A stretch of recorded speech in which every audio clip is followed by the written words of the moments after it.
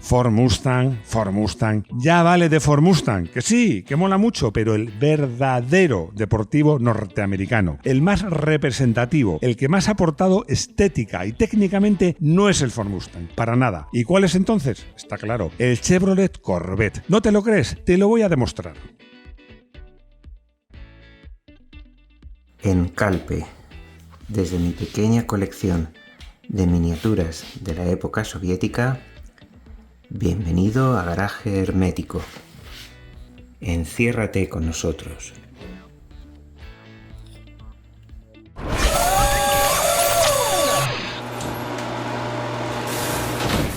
Por ahí oigo a un listillo. Oigo un listillo. ¿Qué dice? Dice que este video lo has hecho ya. Pues no. Gracias a nuestros amigos de la revista 0 a 100, hicimos un vídeo que se titulaba, por cierto, el Chevrolet Corvette más americano que la Coca-Cola, que hablábamos del Corvette, de la historia, de cómo nació, pero paramos en la generación C3. Hoy vamos a hacer un vídeo de toda la carrera, de todas las generaciones que ha habido del Chevrolet Corvette, que sigue todavía vendiéndose en nuestros días, y además vamos a hacer, no sé si una comparativa o una comparación, pues con el Ford Mustang, que parece que son los dos deportivos norteamericanos más famosos. Y de paso, haré algunas reflexiones de esas que a Rodrigo no, pero a vosotros sí que os gustan. Una de ellas es que, a diferencia de otros modelos míticos deportivos, Chevrolet ha sabido evolucionar sus coches. Y a diferencia de otros deportivos míticos, ha sabido poner el motor en su sitio y lo han sabido evolucionar. ¿Te refieres al Porsche 911? Estaba clarísimo. Y es que en 2020, hace como el que dice 4 días, aunque en realidad hace 4 años, se presentó la última generación del Chevrolet Corvette, ya convertido en superdeportivo, y con el motor en el mejor sitio en el que lo puede llevar un coche deportivo de verdad. Es decir, entre los ocupantes y el eje trasero, en el centro. Ford Mustang, ¿evolución o involución? También el Corvette ha evolucionado mucho estéticamente. Además, yo creo que en general, a lo largo de estas 8 generaciones, ha evolucionado siempre y para bien. Yo creo que esto no sucede tanto en el Ford Mustang, el otro deportivo norteamericano. Vamos a analizar un poquito, con la ayuda de Rodrigo, cómo ha sido la evolución estética, sobre todo, del Ford Mustang, que nace en 1964. Un coche muy bonito y realmente nada deportivo, aunque sí muy asequible.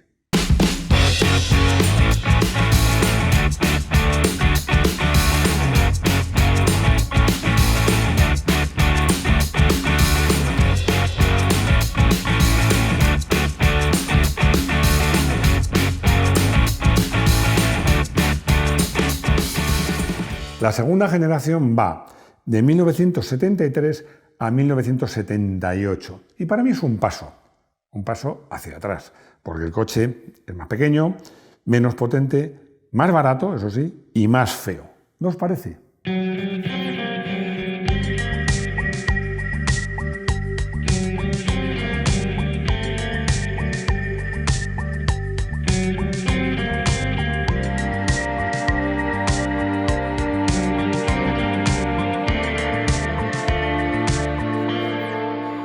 La tercera generación fue la más longeva, nada menos que desde 1978 a 1993.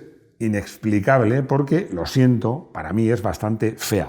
Ford quiso reinventar el concepto. Insisto, para mí, con escaso acierto.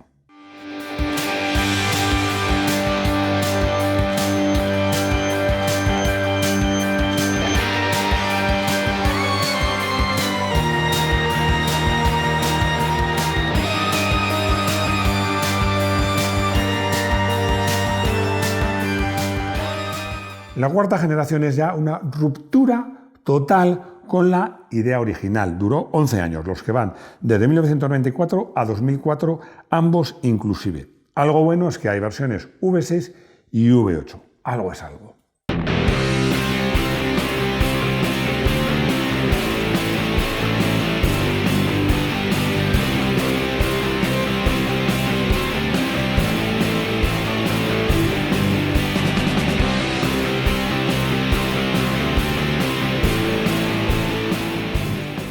Visto lo visto, Ford vuelve la vista atrás hacia el primer Mustang, el más auténtico y el más bonito. Y en 2004 lanza la quinta generación, que no deja de ser, yo creo que en este caso para bien, un remake de la primera. Visto lo visto, a falta de nuevas ideas que sí tuvo Chevrolet con su Corvette, volver al pasado parecía una buena idea.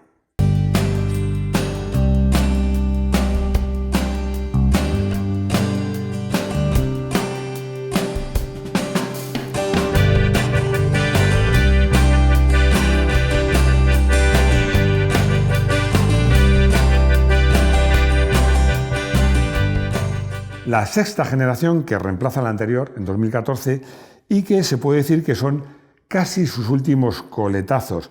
Llegan más o menos hasta nuestros días, hasta 2023. Es más de lo mismo. Mejor, bueno, no sé, pero desde luego más de lo mismo seguro.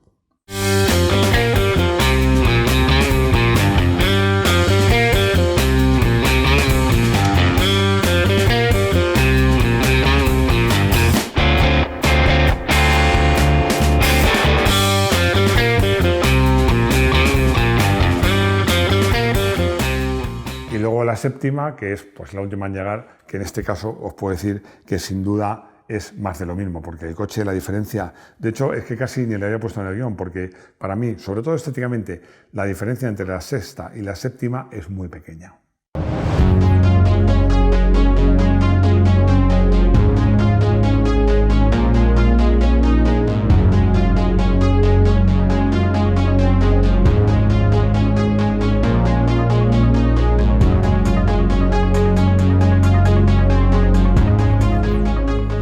En el caso del Corvette, como os decía, ha habido 8 generaciones, pero cada generación en general ha supuesto una verdadera evolución, sin perder el espíritu original, pero evolucionando mucho el coche, modernizando. Bueno, más que contaros las generalidades, vamos a ver todas las generaciones del Chevrolet Corvette. 1953, nace un mito, el C1. A este C1 le voy a dedicar más tiempo. No solo por ser el primero, sino porque voy a aprovechar para contar cómo nace el concepto del Chevrolet Corvette. Esta historia la contamos con todo detalle en el vídeo que os he dicho antes, pero vamos a contarla ahora en corto. Cuando finaliza en Europa la Segunda Guerra Mundial, los soldados norteamericanos vuelven de Europa, ganadores. La Segunda Guerra Mundial no había acabado, pero ellos regresan, los que estaban en Europa, y habían tenido la oportunidad de conocer en el viejo continente los coches europeos. Muchos de ellos habían incluso probado, pero si no visto, los pequeños deportivos y roadster ingleses. Llegan a su país y se encuentran con los coches norteamericanos pues, de la segunda mitad de los años 40. ¿Cómo eran? Enormes, pesados, amplios, muy cómodos y desde luego absolutamente nada deportivos. Y es que los fabricantes norteamericanos, pues sencillamente no consideraban la posibilidad de hacer ese tipo de coches porque pensaban que era un nicho muy reducido y que económicamente no les iba a resultar muy interesante. Las cosas iban a cambiar mucho además. General Motors pues era una de las marcas norteamericanas, no la única, que estaba trabajando con la idea de hacer carrocerías con fibra de vidrio. No solo por el precio, no solo porque no se oxidaban, sino porque en esa época, con la fibra de vidrio, se podían abordar diseños más complejos, más curvos, unas formas que, estampando la chapa, era mucho más difícil y más caro. General Motors quería rejuvenecer la imagen de su marca Chevrolet, y Harley Herd, diseñador jefe de la marca, llevaba mucho tiempo con la idea de diseñar y producir un coche deportivo. Convenció nada menos que a Edward M. Cole, que era el ingeniero jefe de Chevrolet, y pensaron en utilizar una carrocería deportiva, atractiva, muy ligera, montada en el chasis más pequeño que tuvieran y con el motor más gordo que tuvieran. Y en 1953, en el mismísimo Hotel Waldorf Astoria, probablemente de los más lujosos de Nueva York, se presenta el Chevrolet Corvette, un diseño de Robert McLean, atrevido, con mucha personalidad y que desde el primer momento fue todo un éxito. Y aunque al principio este C1 dio ciertos problemas de fiabilidad con los marcos, las puertas, la carrocería de fibra, Al final fue todo un éxito y llegó a llevar motores V8 de hasta 5,4 litros y 365 caballos. 1962, C2, otra cosa. Mientras que en el Ford Mustang os decía que la segunda generación fue no un paso adelante, sino un paso atrás, en el caso del Chevrolet Corvette fue todo lo contrario. Mantuvieron la misma filosofía de hacer un coche deportivo, distinto, ligero, divertido, pero es que la estética del C1 no solo era muy rompedora en su momento, sino que no tenía nada que ver, la del C2, con la de su antecesor, el C1. Para comenzar, ya había una versión coupé que nunca tuvo el C1 y se recurre a los faros escamoteables. Y la parte posterior era muy original. Además contaba con suspensión trasera independiente, un gran avance en la época en Norteamérica, y llegó a llevar motores de hasta 7 litros y 425 caballos. 1967, C3, el Coca-Cola. Este C3 fue conocido en España y en otros países hispanohablantes como el Coca-Cola por sus formas vistas desde arriba. En los países angloparlantes se le denominó The Shark, el tiburón, y estuvo en producción nada menos que 14 años. Su secreto, una estética sencillamente impresionante. El diseño de Larry Shinoda era y es todo un espectáculo. Quizás haya otros Corvette más impresionantes, pero para mí, más bonitos, no. En sus 14 años de vida no dejó de evolucionar y llegó a llevar motores, por supuesto V8, de 7,4 litros y hasta 466 caballos. 1983, C4, más sofisticado y práctico. Este modelo he tenido oportunidad de probarlo además bastante y además nada menos que el ZR1, que tenía un motor V8, por supuesto, de 5 litros, con culatas retocadas por Lotus y 411 caballos. Os digo una cosa, en foto no tanto a lo mejor, pero cara a cara era impresionante, y no solo gracias al diseño de Jerry Palmer, sino también gracias a su tamaño. Era un coche grande. No fue fácil sustituir a su antecesor con 15 años de vida, buena fama y excepcional estética. No será de los Corvette más bonitos, pero no es desde luego un coche feo y ciertamente era notablemente más espacioso, práctico y cómodo que su antecesor. Un coche, digámoslo, mucho más usable. 1996, C5, copiando a los japoneses. La primera vez que me dijeron, que leí, que este diseño era una copia o al menos estaba inspirado en coches japoneses como el Nissan 300 ZX y el Mazda RX-7, confieso que fui un poco escéptico. Luego me he dado cuenta de que es evidente. Casi os diría que se inspira más en el Mazda, pues parece un RX-7 que hubiera tomado anabolizantes. No es una crítica para su diseñador, John Cafaro, que a mi entender hizo un buen trabajo, porque en esos tiempos los coches japoneses eran, en los Estados Unidos de Norteamérica y en todo el mundo, un verdadero referente, sobre todo en cuanto a calidad y acabados. Y este C5, en este sentido, mejoraba notablemente al C4. 2004, C6, más de lo mismo. General Motors nunca ocultó que en realidad el C6 era una evolución y mejora del C5, algo más pequeño, más ligero y con motores más potentes y eficientes.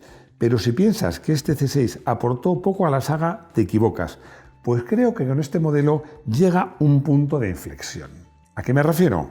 A que el Corvette, aunque se recorta en tamaño, crece como concepto, ascendiendo de la categoría de deportivo y acercándose a la categoría de superdeportivo, con motores de hasta 638 caballos en su versión tope de gama, con motor de solo 6 litros, compresor, no turbo, y esos, como os he dicho, 638 caballos. Y digo solo 6 litros porque había una versión de 7 litros sin compresor y que solo daba 505 caballos de nada. 2013, C7 muy actualizado. En este caso, más que decir que el C7 es una evolución del C6, me gusta decir que es una actualización. Desde el punto de vista estético, con una línea similar, pero más moderna y aerodinámica, pero también en el plano técnico con la llegada de la inyección directa. El motor de 6 litros recibe no solo esa citada inyección directa, sino también el sistema de apertura variable de válvulas, lo que le permite subir la potencia hasta los 461 caballos teniendo un motor con mucho par, reduciendo el consumo y las emisiones. Este Corvette ya pretende ser más un superdeportivo que un deportivo a secas, no solo por su mecánica, sino por el empleo de carbono y aluminio en el chasis y por detalles como los asientos de cuero cosidos a mano. Sofisticado, lujoso, eficiente y muy deportivo. 2020 C8, un salto espectacular. Te invito, con la ayuda de Rodrigo, a hacer un experimento. Vamos a hacer un experimento. Vamos a ver al primer Ford Mustang. Y ahora vemos el último. Sin duda ha habido evolución. Eso es. Lo que ha habido es una cierta evolución. Hagamos lo mismo con el Corvette. Vamos a ver el primer Corvette. Y ahora vamos a ver el último. No, aquí no se puede hablar de evolución. Hay que hablar de revolución. Es un salto espectacular. No solo es el motor central, no solo es el nuevo chasis, no solo es una estética muy diferente, es que el motor tope de gama rebasa una cifra que diría que es mítica, la de los 1000 caballos, exactamente 1079 caballos. Sinceramente, a mí con las versiones de solo 664 o 679 caballos me conformaría. Conclusión. En referencia a esta especie de comparación que hemos hecho entre el Mustang y el Corvette, voy a acabar el vídeo dándoos algunos datos. Del Corvette se han fabricado hasta el día de hoy más de 1,8 millones de unidades, que son muchas. ¿Cuántas crees que se han fabricado del Ford Mustang? Te doy tiempo para que lo pienses. ¿Más o menos? Seguro que has respondido que más. ¿Cuántas más? ¿El doble? ¿El triple? Fijaos, del Mustang se han producido más de 10 millones de unidades, es decir, casi 6 veces más. Esto no es bueno ni malo, simplemente indica que el Corvette ha ido ascendiendo de categoría. Se ha hecho un coche cada vez más superdeportivo y más exclusivo, mientras que el Ford Mustang, hasta hace relativamente poco, ha jugado a la baza de ser un deportivo. Fijaos, incluso en las versiones de 400 caballos, que era un coche de cierto precio, realmente para la potencia que ofrecían han sido coches baratos. Es decir, un deportivo que para lo que ofrece tiene un precio muy competitivo. Yo lo tengo claro. Para mí, el mejor deportivo norteamericano es el Chevrolet Corvette. ¿Y tú? ¿Tú qué opinas? Coche del día. En algún caso, en algún vídeo, no recuerdo ni cuál, elegí como coche del día el Chevrolet Corvette preparado por Greenwood. Es un coche, por ejemplo, el espíritu de la 24 horas de Le Mans, que me encanta. Hoy voy a elegir un Greenwood. La diferencia es que hoy no voy a elegir un coche de competición. Voy a elegir un coche que él preparaba para poder rodar por la calle. El Chevrolet Corvette Greenwood GTO. Una versión de calle inspirada en los modelos de competición. Y es que Greenwood contaba con un equipo externo para diseñar y fabricar coches como este GTO. Fabricaba sobre todo las piezas para que un taller o el propio propietario, valga la redundancia, se las montara él mismo. Pero, aquí sí que hay que poner un pero, fabricaron 4 unidades completas, con motor turbo y 450 caballos. Me encantaría tener una. Consultorio. Ramón tiene una curiosidad. Me pregunta si es más fácil reparar un coche clásico de chapa o de fibra. La respuesta aquí no puedo ser muy claro, porque hay ventajas y desventajas. La desventaja es que con la fibra encontrar personas profesionales que lo hagan muy bien no es fácil. Generalmente la fibra se trabaja sobre todo en la náutica, Y es que en la náutica no hace falta un trabajo tan fino. Bueno, un barco muy caro sí, pero es muy grande, no lo ves de cerca. En un coche el trabajo tiene que ser muy fino y eso no es fácil. ¿Qué ventaja tiene? Que en ocasiones cuando vas a reparar un coche convencional, está muy deteriorado, necesitarías cambiar una pieza de la carrocería, una puerta, un capó, y no la hay. Bueno, con la fibra no pasa esto. Con la fibra, como te lo haces tú, incluso puedes sacar un molde de un coche que esté bien. Así que te diría, no me atrevo a ser taxativo. Hay ventajas e inconvenientes. Antes de ir a la siguiente consulta, que es la de Perico, voy a decir una cosa que me comentaba Rodrigo fuera de cámara, que hay una solución mixta. Hay gente que arregla el coche de chapa, incluso su propia casa, pero cuando llega un elemento que no lo tiene, una puerta o lo que sea, se la hace él de fibra, porque la fibra es fácil de trabajar. Estampar una pieza de chapa es casi imposible. Volviendo a Perico, me pregunta que por qué los americanos utilizan motores de tanta cilindrada y tan grandes para conseguir potencia que los europeos o japoneses consiguen con la mitad o menos de cilindrada. Te olvidé una cosa. De dos, te diría, la duración y el paro. Un motor V8 americano es eterno, es eterno. Es que ya te digo que un coche norteamericano a igualdad de potencia pues tiene mucho más paro. Y también se suele olvidar una cosa, que los Estados Unidos de Norteamérica es el primer productor de petróleo del mundo. El combustible en Norteamérica hoy día es barato, mucho más barato que por ejemplo en Europa o en España, pero es que en tiempos pasados, cuando nacieron los V8, era mucho más baratos. Fíjate, me he molestado en buscarte datos. Vamos a ver. Para los norteamericanos, en 1975, después de la crisis del petróleo de la OPEP en 1973, la gasolina ya consideraban que estaba muy cara. Costaba 5 pesetas el litro. Ya sabéis que un euro son 166 pesetas. Lo digo en pesetas porque en esos años el euro no existía. En España costaba 20 pesetas. Es decir, 4 veces más. Es que incluso la gasolina ahora sigue siendo más cara. En este momento se podría decir que en Europa la gasolina puede ser, en España, pues entre un 30 y un 50% más cara. Así que en los años 50 y 60, con la gasolina a ese precio, ¿para qué complicarse? Hacer motores muy grandes y con muchos cilindros. Tenía ganas de hacer un vídeo contando toda la historia y toda la gama del Chevrolet Corvette, porque es un coche que me gusta mucho. Espero que a vosotros os haya gustado lo mismo. Lo leeré en los comentarios. Gracias por ver el vídeo, por dar likes, por comentar, por compartir. Está mirando Rodrigo, no sé si he hecho algo mal. Creo que no, lo he dicho bien. Bueno, y me falta que os hagáis miembros, que así nos ayudáis a hacer las cosas mejor en este canal. Y lo más importante, que espero veros de nuevo aquí, en la cita obligada en Garaje Hermético. Hasta pronto.